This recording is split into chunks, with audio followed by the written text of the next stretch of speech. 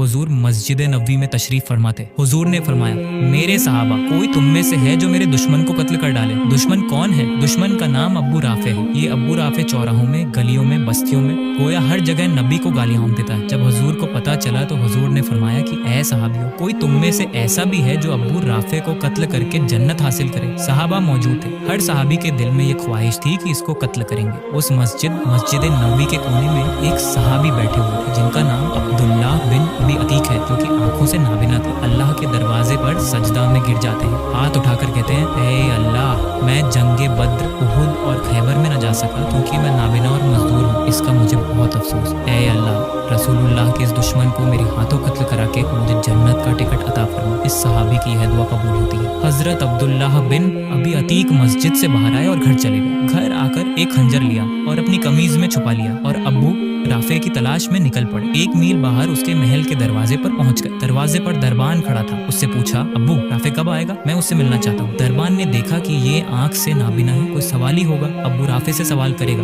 उस दरबान ने दरवाजा खोल दिया। चनांचे अब्दुल्लाह बिन अबी अतीक अंदर तशरीफ ले आए और एक कोने में बैठ गए। शाम हो चुकी थी, अब तक सरदार नहीं आया था। अब्दुल्लाह बिन अबी अतीक ने दरबार के किसी शख्स से पूछा कि सरदार कब आएगा? पता चला कि रात को आएगा। चनांचे सरदार ईशा के वक्त आ गया। अब्दुल्लाह बिन अबी अतीक ने किसी से पूछा, सरदार कहाँ जा रहा है? पता चला कि वह इस वक्त शतरंज खेलेगा और उसके बाद आराम करेगा। उधर ये सहाबी ए रसूल हजरत बिन अबी अतीक मकान के बालखाने पर चढ़ गए जहाँ सरदार शतरंज खेल रहा था। चनांचे अब्बू राफे यहूदी शतरंज खेलने के बाद अपने बालखाने में चला गया, वहाँ पर आराम करने लगा। ये सहाबी आंखों से नाबिना थे। उसके दरवाजे पर जाकर बैठ गए। किसी ने कहा, ये सवाली है, शायद ये मांगने वाला है। इस वजह से किसी ने कोई तवज्जो नहीं दी। आधी रात हो चुकी थी, अंधेरा छा चुका था। दरबार के सारे लोग सो चुके थे। इस सहाबी ए रसूल अब्दुल्लाह बिन अबी अतीक ने अंदाजा लगाया कि सरदार कहाँ सोता है। जिस कमरे में सरदार सोता था उस कमरे के एक कोने में जाकर बैठ गए। थोड़ी देर बाद जब खर्राटों की आवाज आई तो इस सहाबी ए रसूल ने खंजर कमीज के नीचे से निकाला। जहाँ से खर्राटों की आवाज आ रही थी,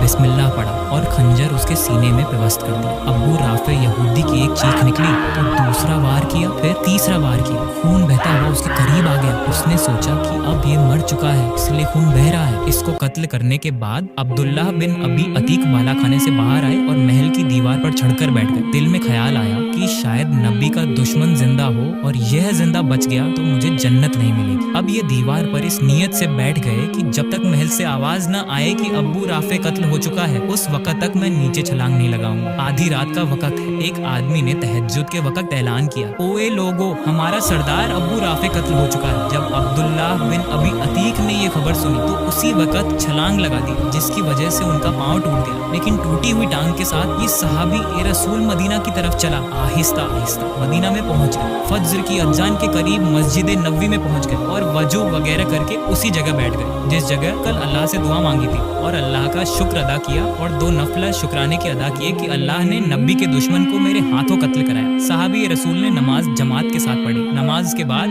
रसूलुल्लाह मिंबर पर बैठे हैं। पैगंबर को किसी ने नहीं बताया कि अब्बू राफे यहूदी को कत्ल कर दिया गया है। थोड़ी देर गुजरी थी कि आसमानों से जिब्रील अमीन पैगंबर पर वही लेकर आए और फरमाया, ए अल्लाह के नबी, आज रात आपका दुश्मन कत्ल कर दिया गया है। हुजूर ने पूछा, किसने कत्ल किया? बताया गया कि वह कोने में जो नाबिना सहाबी अब्दुल्लाह बिन अबी अतीक बैठे हैं, उसने दुश्मन को कत्ल करके जन्नत हासिल कर ली। हुजूर ने लोगों को मुखातिब होकर फरमाया, लोगों, अब्दुल्लाह बिन अबी अतीक पर जन्नत वाजिब हो चुकी है। हुजूर ने अब्दुल्लाह बिन अबी अतीक को बुलाया। जब अब्दुल्लाह आ गए तो हुजूर ने पूछा, अब्दुल्लाह, तूने कत्ल किया है? फरमाया, ए अल्लाह के नबी, मेरी दुआ कबूल हुई है। फरमाया, या रसूल अल्लाह, मेरी टांग टूट गई है। हुजूर ने फरमाया, टांग करीब करो। हुजूर ने अपना लुआब नुबुव्वत अब्दुल्लाह बिन अबी अतीक की टांग पर लगा दिया और टांग बिल्कुल सही हो गई। अब्दुल्लाह बिन अबी अतीक कहते हैं, जोधा, जब मेरी टांग पर नबी का लुआब लगा तो टांग ऐसी हो गई जैसे कभी टूटी ही नहीं थी। सुभान अल्लाह। जब कबीला अशरीन के लोग हिजरत करके मदीना मुनव्वरा पहुंचे तो उनका ज़ादे राह खत्म हो चुका था। चनांचे उन्होंने अपना एक आदमी रसूलुल्लाह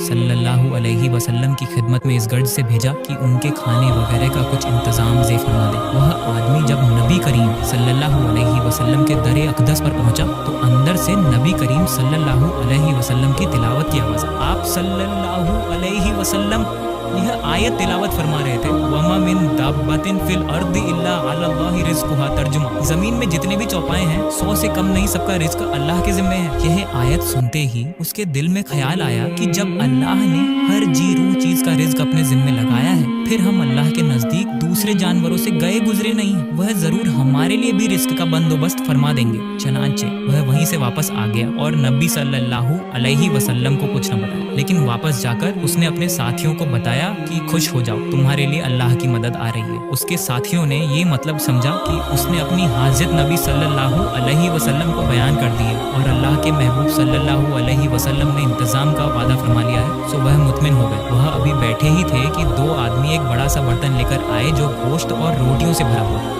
दोनों खाना देकर चले गए। उन्होंने खूब सैर होकर खाना खाया, लेकिन बहुत सा खाना बच गया। उन्होंने सोचा कि यह बचा हुआ खाना नबी सल्लल्लाहु अलैहि वसल्लम की खिदमत में वापस भेज दिया जाए ताकि जरूरत के वक्त इस्तेमाल हो सके। चनांचे दो आदमी खाना लेकर नबी सल्लल्लाहु अलैहि वसल्लम की खिदमत में पहुंचे। इसके बाद वह सब हजरत नबी करीम सल्लल्लाहु अलैहि वसल्लम की खिदमत में हाजिर हुए और अर्ज किया, अल्लाह के नबी सल्लल्लाहु अलैहि वसल्लम, आपका भेजा हुआ खाना बहुत मजेदार था। नबी सल्लल्लाहु अलैहि वसल्लम ने इरशाद फरमाया, मैंने तो कोई खाना नहीं भेजा। तब उन्होंने तफसील बताई कि हमने अपने फलां साथी को आपकी तरफ भेजा था और उसने हमें आकर यह बताया था। चनांचे हम यही समझे कि आपने भेजा। यह सुनकर नबी सल्लल्लाहु अलैहि वसल्लम ने इरशाद फरमाया, यह मैंने नहीं बल्कि उस परवरदिगार ने तुम्हारा रिज़्क़ भेजा है जिसने हर जीरू चीज का रिज़्क़ अपने जिम्मे लिया है। अल्लाहु अकबर। सहाबा की हजरत सल्लल्लाहु अलैहि वसल्लम से मोहब्बत का ये हाल था कि हजरत अब्बू महजूरा के सर के सामने के हिस्से में बालों का इस कदर लंबा गुच्छा था कि जब आप जमीन पर बैठकर अपने बाल खोलते तो वह बाल जमीन से लग जाते। एक मर्तबा किसी ने पूछा कि आप इन बालों को कटवा क्यों नहीं देते? आपने जवाब दिया, मेरे इन बालों को नबी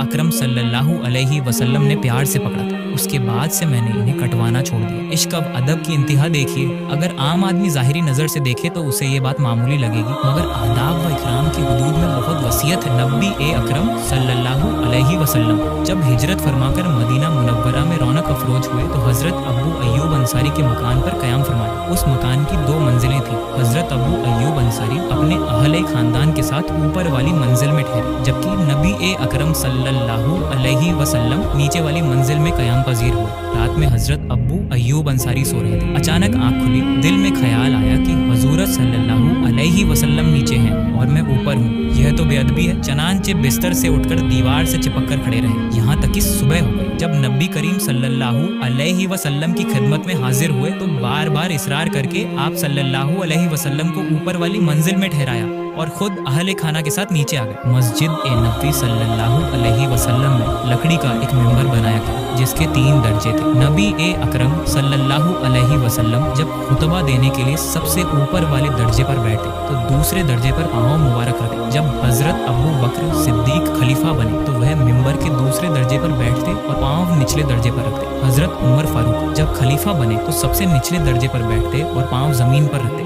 हजरत उस्मान के दौर में उन्होंने मिंबर के दर्जे ज्यादा कर दिए और अपने दौर में पहले दर्जे पर खड़े होकर खुतबा देते थे। खुलफाए राशिदीन का ये अमल अदब में सबसे बड़ी सनद है। नबी अकरम सल्लल्लाहु अलैहि वसल्लम पर विसाल मुबारक से पहले जब बीमारी का गलबा हुआ तो आपने फरमाया कि अबू बकर सिद्दीक मस्जिद में नमाजों की इमामत करवाए। चनांचे हजरत अबू बकर सिद्दीक को नबी अकरम सल्लल्लाहु अलैहि वसल्लम की हयात में 17 नमाजें पढ़ाने का शरफ मिला। विसाल से 2 रोज पहले हजरत अबू बकर सिद्दीक नमाज जोहर की इमामत करवा रहे थे कि नबी अकरम सल्लल्लाहु अलैहि वसल्लम शदीद बीमारी के बावजूद हजरत अली और हजरत अब्बास के कंधों का सहारा लेकर मस्जिद में तशरीफ लाए। जब हजरत अबू बकर को एहसास हुआ कि सरवर कायनात सल्लल्लाहु अलैहि वसल्लम तशरीफ ले आए हैं तो नमाज के दौरान पीछे हट गए। नबी अकरम सल्लल्लाहु अलैहि वसल्लम ने इशारा फरमाया, पीछे मत हटो। फिर नबी अकरम सल्लल्लाहु अलैहि वसल्लम उनके बराबर बैठकर नमाज पढ़ने लगे। हजरत अबू बकर नबी अकरम सल्लल्लाहु अलैहि वसल्लम की इक्तिदा करते और सारे साहबा हजरत अबू बकर की इक्तिदा करते। नमाज इस तरह मुकम्मल हुई। नमाज से फारिग होने पर नबी करीम सल्लल्लाहु अलैहि वसल्लम ने पूछा, तुम नमाज में पीछे क्यों हटे? हजरत अबू बकर ने जवाब दिया, माँ काना लाबन नबी कऊ हाफा अन यूसली बिन यदी रसूल, अल्लाह और उसके रसूल से आगे न बढ़ो। हजरत अली महफिल